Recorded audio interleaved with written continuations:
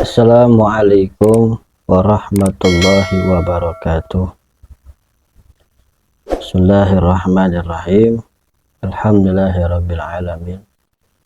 Salatu wassalamu ala asyrafil anbiya'i wal mursalin sayyidina wa maulana Muhammadin wa ala alihi wa sahbihi ajma'in, amma ba'du.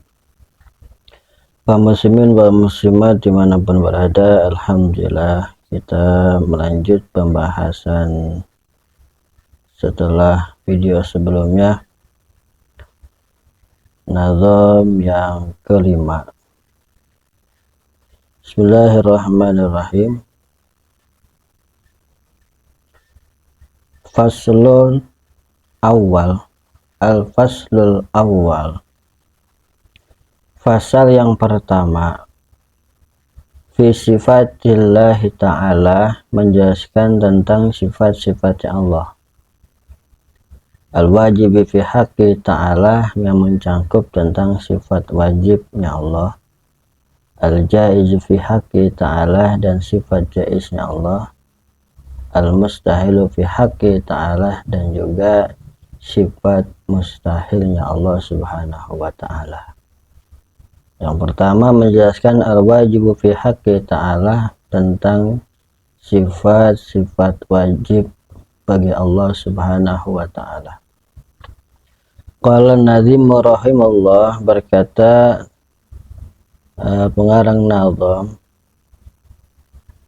wa ba'du fa'lam bi wujubil ma'rifah mi wajibi lillahi isrina sifah, fallahu mawjudun qadimun baki mukhalifun lil khalqi bil itlaqi wa qaimun gani wa wahidun wahai qadirun muridun alimun bikulli syai' sami'unil basiru wal mutakallimu lahu sifatun sab'atun tantazimu faqudratun iradatun sam'un basar hayatunil ilmu kalamun istamar.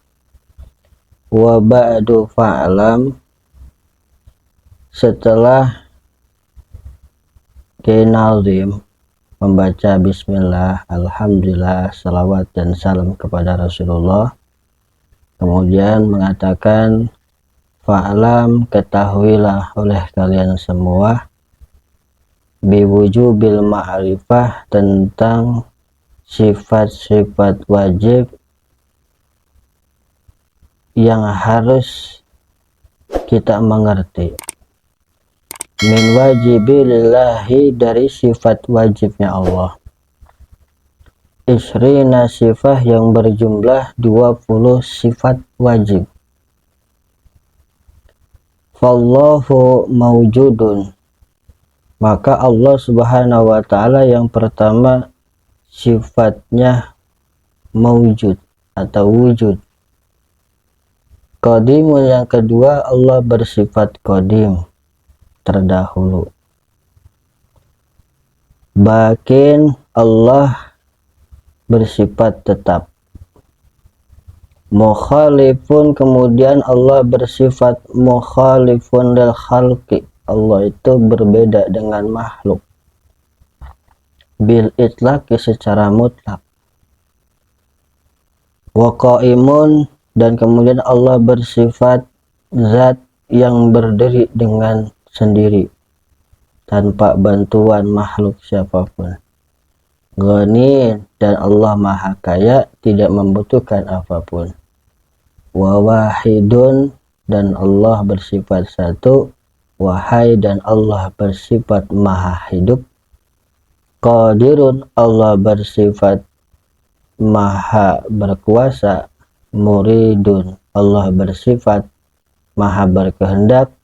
Alimun, Allah maha mengetahui.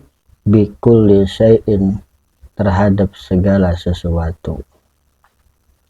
Sami'un Allah maha mendengar, al-basiru Allah maha melihat, wal mutakallimu Allah maha berkata.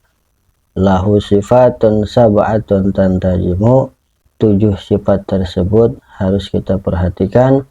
Kemudian faqudratun Allah bersifat kudrah, iradatun Allah bersifat iradah, sam'un Allah bersifat sama melihat mendengar, basarun Allah maha melihat, hayatun Allah maha hidup, ilmun Allah maha mengetahui, alamun istamar. Al-mufradat, kosakata dari setiap nazam. Lafat wa ba'du, ay ba'da dzikri bismillahi walhamdulillati.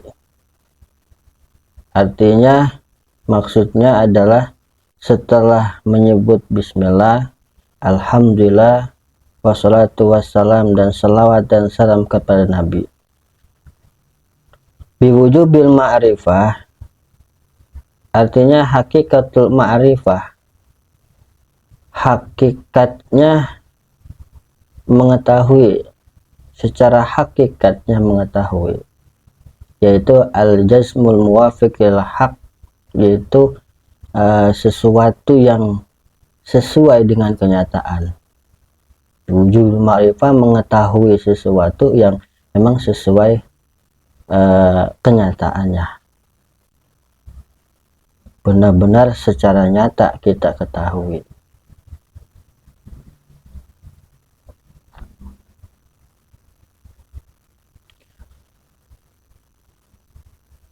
Andalilin, dari sebuah dalil, walaysa bitaklidin, dan bukan taklid. Artinya mengetahui tentang Allah, tentang ketuhanan itu melalui dalil-dalil, tidak karena taklid. Lima'nahu fi ilmil aqaidi in kana fil muqallid ahliyatin nazar lin nazari. Artinya maknanya ini, seseorang harus mengerti tentang akidah keyakinan tentang ketuhanan kalau memang seseorang tersebut mumpuni, memiliki kemampuan di dalam berpikir tentang akidah, memiliki kemampuan lebih secara berpikir, maka seseorang tersebut harus mengetahui sesuatu sesuai dengan dalilnya. Makanya arti dari taklid itu artinya mengikuti sesuatu tanpa tahu dasarnya, itu taklid. Bagi orang awam, bagi orang umum, orang yang memang tidak punya kapasitas untuk bisa mendalami sebuah ilmu akidah, maka boleh dia untuk bertaklid. Jika seseorang memiliki kemampuan untuk bisa belajar, memahami tentang akidah, menghafal dalil-dalilnya, mengerti tentang dalil-dalilnya, punya kemampuan atau kapabilitas dalam dirinya, maka wajib baginya untuk tidak boleh taklid. Maka di sebagian kitab itu mengatakan, di salah satu kitab Kifayatul Awam, seseorang yang Islamnya sebab taklid itu, sebagian ulama mengatakan keislamannya masih dipertanyakan, karena mereka Islam hanya sebatas ikut, atau kata gurunya, atau semisal orang tersebut Islam sebab orang tuanya Islam, tidak mengerti kenapa dia harus Islam, kenapa dia harus menyembah Allah, Allah itu siapa, sifat-sifat Allah seperti apa, nggak tahu. Nah, itu disebut dengan taklid. Bagi orang awam, orang yang tidak mumpuni, sebagian ulama mengatakan cukup hanya sekedar dengan taklid. Tapi sebagian ulama mengatakan tidak boleh taklid, karena taklid itu berarti tidak mengerti tentang Islam, maka masih dipertanyakan tentang keislamannya atau keimanannya di dalam dirinya, karena dia tidak mengerti dasar dalilnya. Seperti Allah bersifat wujud, apa dalilnya Allah wujud? Secara dalil Al-Qur'annya apa, secara dalil aklinya juga apa, nggak tahu. Cuma ikut apa kata gurunya, ikut kata apa kata orang tuanya, bahwa Allah itu ada. Itu sebatas seperti taklid. Maka bagi orang awam boleh, sebagian ulama mengatakan cukup, tapi sebagian ulama lagi tidak boleh untuk taklid. Oleh karena itu kita diwajibkan untuk menuntut ilmu guna untuk menyempurnakan iman kita, Islam kita, agar kita tidak hanya sekedar taklid. Bil-itlaqi artinya secara mutlak, ay min ghairi taqyidin bi ba'dil wujuh. Artinya secara mutlak itu tanpa ada alasan-alasan. Artinya Allah itu bersifat mutlak di sini. Allah itu berbeda dengan makhluk secara mutlak, artinya tidak ada batasan, tidak ada qayyid, tidak ada batasan apapun. Secara mutlak Allah itu beda. Bimana annahu ta'ala mukhalifun khalafi fi jamil wujuh. Artinya bahwasanya Allah Subhanahu wa taala itu berbeda dengan makhluknya dari segala sisinya. Dari segala apapun dengan makhluknya tidak ada yang sama. Walaupun semisal Allah punya sifat sama mendengar, manusia pun bisa mendengar, tapi pendengaran Allah berbeda dengan pendengaran manusia. Penglihatan Allah berbeda dengan penglihatan manusia, karena manusia penglihatannya terbatas, pendengarannya terbatas, dan semuanya terbatas, tapi Allah tanpa batas. As-sarhu penjelasannya. Penjelasannya, yajibu ala kulli mukallafin ayya'rifa min sifatillahi ta'ala. Wajib bagi setiap orang yang mukallaf. Arti mukallaf itu orang yang beragama Islam, akalnya sehat, tidak gila, dan dia sudah balik. Akilin muslimin akilin baligin. Seseorang muslim yang akalnya sehat dan sudah balik, wajib bagi mereka untuk mengetahui sifat-sifat Allah yang wajib maupun mustahil dan jaiz. Min sifatillahi ta'ala wajib fi haqqi ta'ala, untuk mengetahui sifat-sifat wajibnya Allah Subhanahu wa ta'ala. Nah, sekarang apa pengertian sifat wajib? Sifat wajib itu definisinya adalah wa huwa ma la yatasawwaru fi aql adamihi.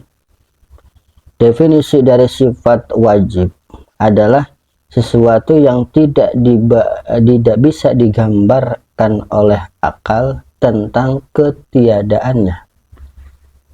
Itu definisi tentang sifat wajib. Artinya wajib di sini adalah sesuatu yang tidak bisa digambarkan oleh akal tentang ketidakadaannya. Artinya akal akan menolak ketika sesuatu tersebut tidak ada. Nggak masuk akal.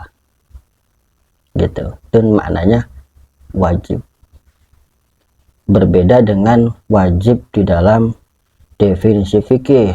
Kalau definisi fikih, yang dimaksud dengan wajib adalah ketika kita kerjakan mendapatkan pahala, ketika kita tinggalkan akan mendapatkan dosa. Itu definisi fikih. Tapi definisi dalam ilmu tauhid yang dimaksud dengan wajib adalah sesuatu secara akal tidak bisa digambarkan atau tidak bisa diterima oleh akal tentang ketiadaannya perkara tersebut. Wal mustahilu fi haqqi ta'ala, sedangkan yang dimaksud dengan definisi sifat mustahil, dimaksud dengan definisi mustahil adalah wa huwa ma la yatasawwaru fi aqli wujudihi, yaitu sesuatu yang tidak bisa digambarkan oleh akal tentang wujudnya tersebut. Artinya apa? Keadaannya sesuatu tersebut akal akan menolak. Mustahil itu ada. Akal menolak perkara tersebut secara akal akal sehat, secara akal naluri manusia, secara akal sehatnya akan menolak. Wal jaizu fi haqqi ta'ala wa huwa ma yasihu fi haqqi wujudihi wa adamihi. Sedangkan sifat jaiz itu adalah definisi adalah sesuatu yang sah bagi akal menganggap wujud atau tidak wujudnya perkara tersebut. Secara akal, pikiran manusia adanya perkara tersebut atau tidak adanya perkara tersebut itu dianggap boleh-boleh saja. Gitu. Contohnya sifat wajib. Contohnya wajib. Yang tadi definisinya ada sesuatu yang tidak bisa digambarkan oleh akal tentang ketiadaannya. Contoh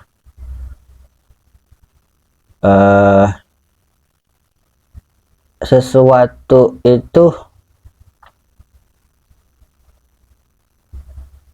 boleh, sesuatu benda itu tidak bisa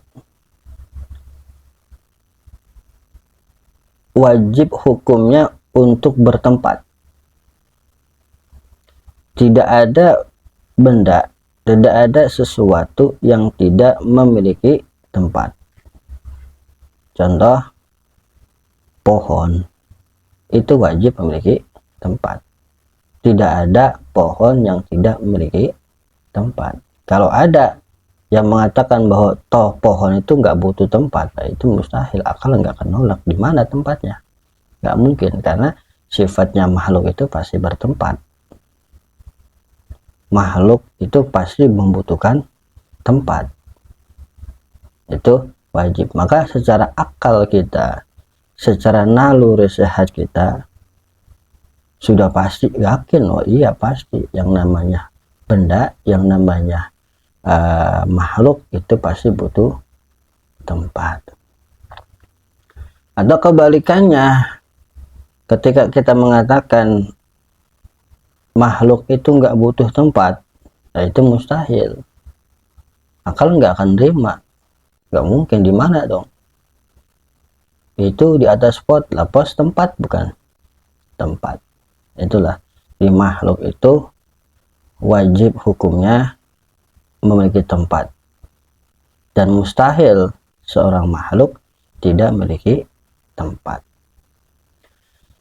Contoh jaiz. Contoh jaiz ini contohnya seseorang yang menikah, punya anak atau tidak punya anak bagi seseorang yang sudah menikah itu hal yang boleh. Apakah orang yang menikah wajib punya anak? Tidak. Apakah orang yang menikah enggak mustahil punya anak? Enggak juga. Karena pada kenyataannya ada yang menikah lama tidak punya anak, atau bahkan yang belum menikah pun sudah punya anak. Begitu. Itu contoh jaiz. Jadi adanya anak atau tidak adanya anak seseorang yang sudah menikah itu hal yang boleh. Secara akal naluri kita, akal sehat kita pasti membenarkan. Ya jelas orang nikah sudah pasti belum tentu punya anak, dan orang yang menikah boleh juga punya anak dan bisa punya anak. Itu contoh jaiz, contoh mudahnya seperti itu. Wa qad yajibu alaihi ayya arifa mithla dzalika fi haqqir rasul alaihi wassalatu wassalam. Begitu juga seorang mukallaf diwajibkan baginya untuk mengetahui sifat-sifat yang wajib bagi Rasul. Jadi seseorang mukallaf itu wajib untuk mengetahui sifat Allah dan sifat juga sifatnya Rasul. Yang 20 sifat wajib bagi Allah 20, mustahil 20, jaiz 1. sifat Rasul itu ada 4. Sifat wajib Rasul itu ada 4: sidik, amanah, tabligh, fatonah. Dan sifat Musa juga ada 4: idib, kitman, baladah, khianat. Dan sifat Rasul jaiznya 1, yaitu adalah al-aradul basyariyah. Rasul bersifat manusia biasa. Itu yang wajib kita ketahui sebagai orang mukallaf. Maka konsekuensinya, kalau sesuatu tersebut wajib secara syariat, kita telah diwajibkan ketika kita sudah mencapai syarat tadi, mukallaf, muslimin, aqilin, balighin, seorang muslim berakal dan baligh, kok dia belum mengerti tentang sifat wajib, mustahil dan bagi Allah dan Rasul, maka dia berdosa. Sampai kapan dosanya? Sampai dia mengerti. Makanya itulah diwajibkan kita untuk tolabul ilmi, untuk agar kita terhindar dari dosa tersebut. Wabada an-nazimu bi hadil abyadi bi dzikri ma yajib fi haqqi ta'ala. Kemudian nazim, pengarang nazim ini memulainya dalam bait-bait ini, dalam syair ini menyebutkan tentang sesuatu yang wajib bagi Allah Subhanahu wa taala, wa huwa isruna sifatan mufassiratan katali, yaitu ada 20 sifat yang akan dijelaskan secara terperinci. Yang pertama, al-wujudu, Allah bersifat wujud. Yang pertama, sifat wajib bagi Allah adalah wujud, bimakna subutus syai', maknanya adalah tetapnya sesuatu, wa tahaqquqihi wajibun lahu ta'ala lidzati la li'allatin. Secara kenyataan Allah wujudnya itu wajib bagi zatnya Allah, tidak karena alasan, tanpa alasan.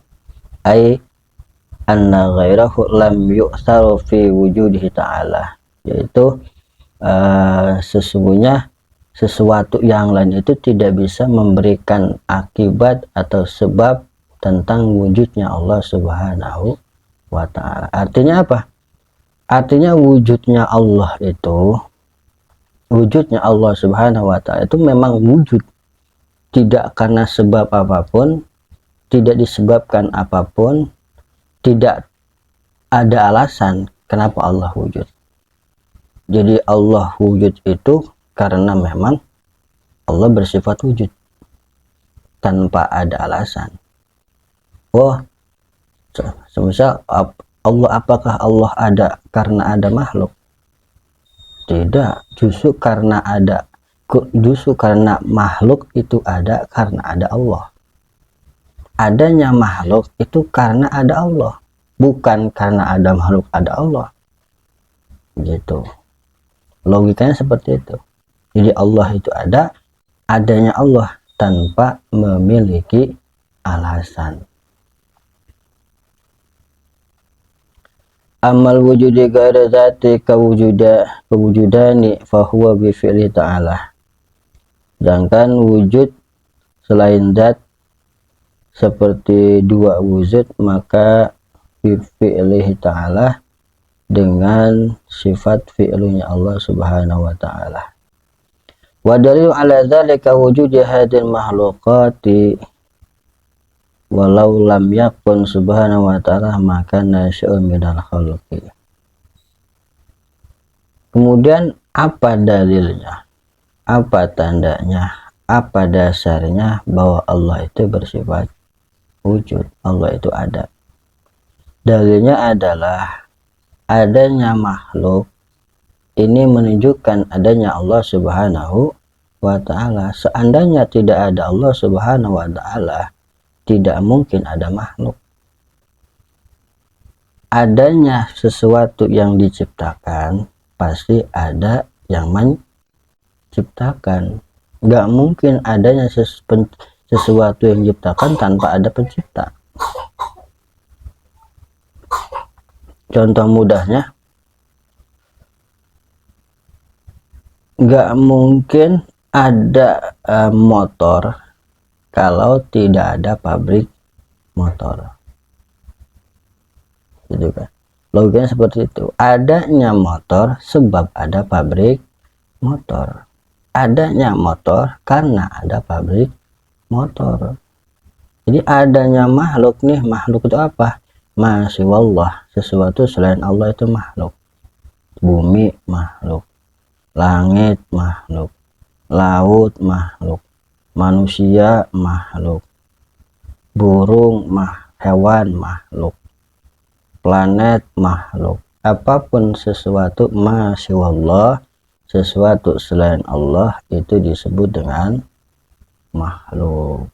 Maka adanya makhluk itu menunjukkan adanya khalik, adanya pencipta. Tidak mungkin secara akal naluri kita pasti mengatakan bahwa adanya yang ciptakan, pasti adanya yang menciptakan.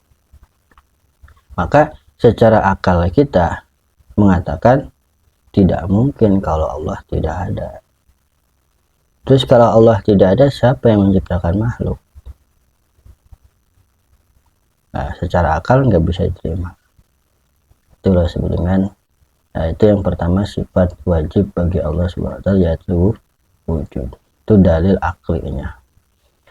Dan apa dasar landasan dalam Al-Quran? Qala ta'ala, Allah Subhanahu wa ta'ala berfirman, Innani anallah la ilaha illa ana fa'buduni. Sesungguhnya aku adalah Allah, tidak ada Tuhan kecuali aku, maka sembahlah aku. Jadi tidak ada Tuhan kecuali Allah. Artinya apa? Nggak ada Tuhan di dunia ini kecuali Allah. Berarti Allah saja yang Tuhan, selainnya bukan Tuhan. Dan Allah mengatakan sembahlah aku, karena Allah itu Tuhan satu-satunya. Allahu ahad, qul huwallahu ahad. Allah itu adalah Tuhan satu-satunya, tidak ada Tuhan selainnya. Yang lain bukan Tuhan. Nah, ini menurut keyakinan kita sebagai umat muslim. Semisal di luar orang muslim mengakui bahwa semisal Yesus adalah Tuhan mereka, yaitu keyakinan mereka.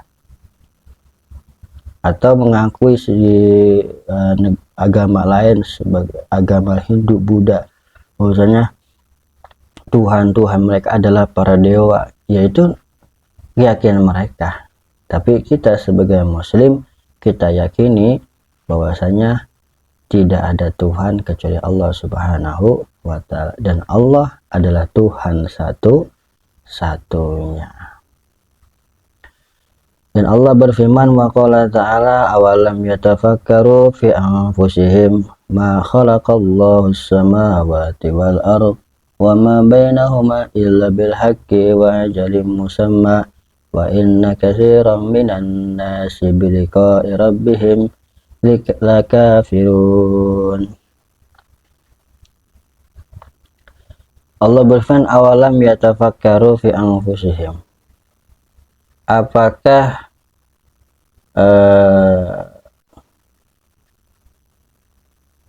dan mengapa mereka tidak memikirkan tentang kejadian?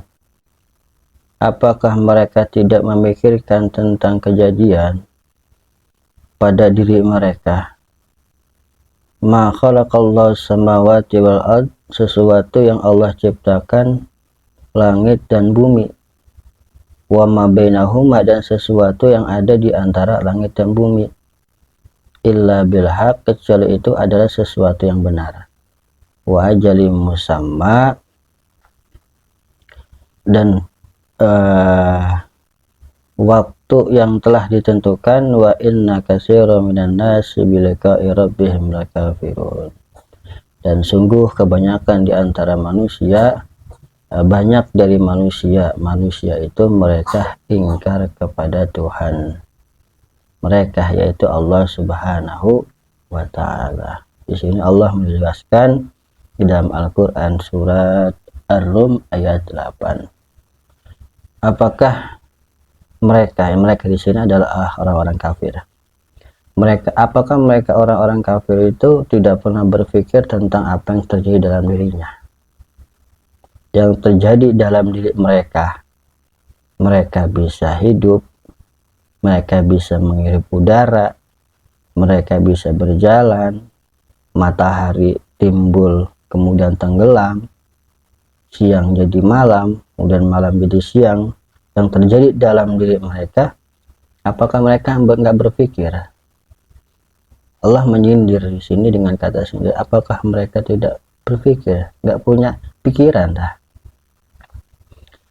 Dan Allah menciptakan sesuatu yang ada di bumi, langit dan sebagainya. Semua itu benar dan secara nyata Allah ciptakan yang sebenarnya dengan proses-prosesnya yang terjadi itu adalah ciptaan Allah. Tapi justru kebanyakan mereka orang-orang kafir, mereka justru malah berpaling dari Allah Subhanahu wa Ta'ala. Ini dalilnya tentang bahwasanya Allah itu wujud. Berarti khalaqallahu samawati, artinya Allah menciptakan langit dan bumi. Berarti apa ya? Langit dan bumi kan ada pencipta. Berarti apa? Artinya Allah itu ada. Gak mungkin ada langit dan bumi kalau nggak ada Allah. Karena yang menciptakan langit dan bumi adalah Allah Subhanahu wa Ta'ala.